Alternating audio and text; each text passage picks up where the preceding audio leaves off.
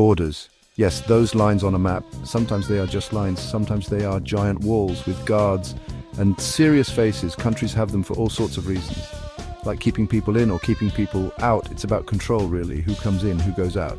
It's also about saying, this is us, that is them. A simple idea, but it gets complicated fast. Around the world, it's a mixed picture. Some places are opening up, more handshakes, fewer fences. Other places, they are building higher walls, literally. It's like a global game of red light, green light, but with people's lives and economies. So what if a whole continent decided to play red light permanently? Imagine Europe, yes, that Europe, suddenly saying, nope, we're closed. Think about that for a moment. Europe, home of croissants and bureaucracy and some rather old buildings, deciding to slam all its doors shut, not just for a bit, but forever. Okay, picture this. Europe seals all its borders, every single one, land, sea, air. No more popping over to France for cheese. No more German business trips to Poland. External borders locked down tight, like a drum. Internal borders also slammed shut. Yes, even those. The ones you barely noticed before. Suddenly they are very real. This is Fortress Europe, a new, very isolated place. The immediate aftermath? Chaos. Absolute, total chaos. Think of the tourists, stranded, confused, probably angry. But I have a return ticket, they'd shout. Tough luck.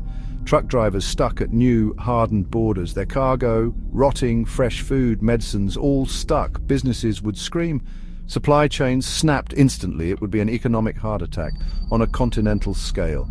And what about the people who live near these borders? Their lives are often built around easy crossings, jobs on one side, homes on the other. Suddenly, their daily commute becomes an international incident. Now, one of the big reasons people talk about closing borders, illegal immigration, the argument goes, close the gates, problem solved, right? Well, it's not quite that simple. Is it ever? If Europe sealed every official crossing, yes, numbers might drop. Fewer people arriving through the usual or unusual routes. That's the intended effect. Fewer unauthorized entries makes sense on paper. But paper doesn't feel desperation. People fleeing war or poverty are, well, desperate. Desperate people do desperate things. It's a fact of life.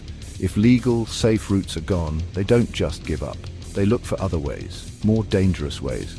Smuggling rings would likely see a business boom, charging even more money, taking even bigger risks. The Mediterranean Sea could become even more of a graveyard, so closed borders might not stop people, just make it deadlier. And enrich criminals, fantastic. What about legal movement? This is a huge one. Tourists bring billions into Europe, gone. Students from abroad, they enrich universities, they also pay fees. Bye-bye. Seasonal workers, picking fruit or working in hotels? Nope. Highly skilled workers that companies need, find them at home if you can. The free movement of people within the EU itself is massive. This isn't just about immigrants from outside. So we slam the doors. What happens inside people's heads? Luckily or unluckily, we have some recent data on this. Remember COVID-19? Yes, that global party pooper. Back in early 2020, many European countries closed their internal borders. It was temporary, a health measure, or so they said. Researchers jumped on this. Smart people. They looked at Germany, specifically regions near closed borders. What they found is quite telling and a bit worrying. In the week right after a border closed, things changed. Positive feelings towards immigrants dropped by about 7.6%. That's a noticeable dip. In just 1 week, people's sense of connection to Europe also went down by 6.5%. Suddenly it was more us versus them. The them being people on the other side of that new line. Even if yesterday they were just neighbors or colleagues, borders, even temporary ones, create distance in minds, not just on maps. Now, the good news from that COVID study, these negative effects were short-lived. Phew! Attitudes towards immigrants bounced back. Section 5, the Union's test. Can the EU survive closed doors? The European Union. It's a club, basically, a big complicated club, and one of its main rules, or at least big ideas, freedom. Freedom to move, for people, for goods, for services. It's baked into the EU's DNA, its very reason for being. Think about the Schengen area, that zone of passport-free travel, 29 countries, You can drive from Lisbon to Tallinn, barely noticing you've crossed a border. It's kind of amazing, a huge symbol of unity and a massive practical benefit. Now imagine permanently closing all those borders, not just the EU's external ones, but the internal ones too. Germany sealing itself off from France, Spain from Portugal. It's like taking a sledgehammer to the EU's foundations. You're not just chipping away at it, you're demolishing it. The entire project is built on openness, on working together. Closing borders is the exact opposite of that. It's saying, actually, we prefer to be alone. Section 6, the price of security, weighing pros and cons. Okay, let's try to be fair. Are there any upsides to turning Europe into a continental fortress?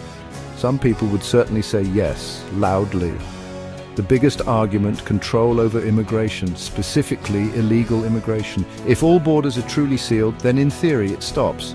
No more unauthorized crossings. That's the dream for some. A feeling of enhanced national security. Maybe fewer people coming in means, for some, fewer problems, or so they think. Another potential benefit could be a stronger sense of national identity. For some, open borders dilute what it means to be, say, French or German. Closed borders might make them feel more distinct, more pure. It's a controversial idea and a dangerous one, but it's out there. Politicians who support this would gain power. For a while, they could say, see, we delivered, we secured the nation. This could lead to a short-term boost in their popularity, but short-term thinking often leads to long-term disasters. Now for the downsides, and buckle up because there are many. The economy. We've touched on this. It would be a catastrophe. Trade would grind to a halt or become incredibly slow and expensive. Section 7, echoes from the past, Schengen's shaky foundations, the Schengen area, that wonderful zone of free movement. It sounds so solid, so permanent, doesn't it?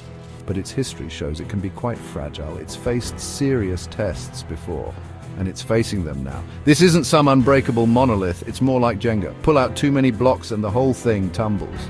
Understanding these past wobbles is key. It shows us how easily things can unravel. Remember 2015?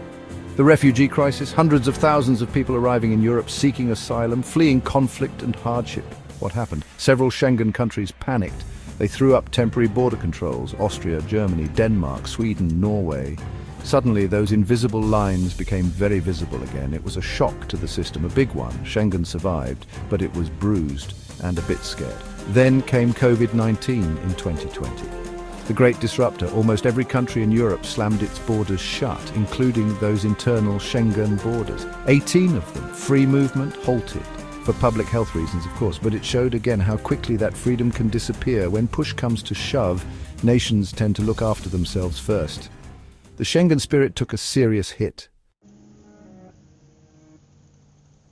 Section 8, the final barricade. Solution or self-destruction. So we come to the final question, permanent border closures. Is this a real solution to Europe's problems, or is it a one-way ticket to self-destruction? It might seem tempting to some, a simple fix for complex issues. Build a wall, they cry, and all will be well. If only life were that easy. It rarely is, especially when you're talking about a continent of nearly 450 million people. And centuries of interconnected history, the desire for security and control is understandable. Of course it is. Every nation wants to protect its citizens and manage its borders, but the method matters hugely. Sealing yourself off from the world and from your neighbors. That's like trying to cure a headache by, well, removing your head. It might technically solve the headache, but the side effects are rather severe. The short-term gains in perceived security would be tiny compared to the massive long-term economic and social damage. Europe's strength for much of its recent history has been its unity, its willingness to cooperate, to trade, to learn from each other. The EU, for all its flaws, and boy are there flaws, embodies this. The Schengen area is a powerful symbol of what can be achieved when countries choose openness over isolation.